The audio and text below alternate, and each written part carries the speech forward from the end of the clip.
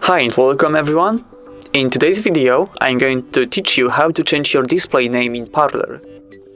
Now you may wonder, what's the difference between display name and a name in Parler?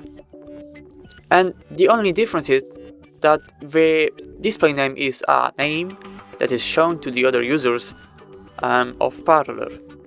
And today we'll be changing exactly that. So let's open Parler. We have to open the menu. We do that by tapping on these three dashes in the top left corner.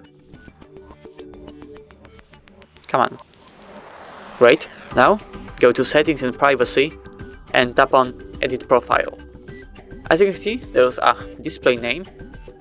Just tap on your current display name and change it in any way you like. For example, I'll add 3 and 4 to my display name. And to save the changes, you just have to click on this Save button in the top right corner. Great, we have changed the display name in Parler. So, thank you so much for watching. Please leave a like on this video and subscribe to our YouTube channel.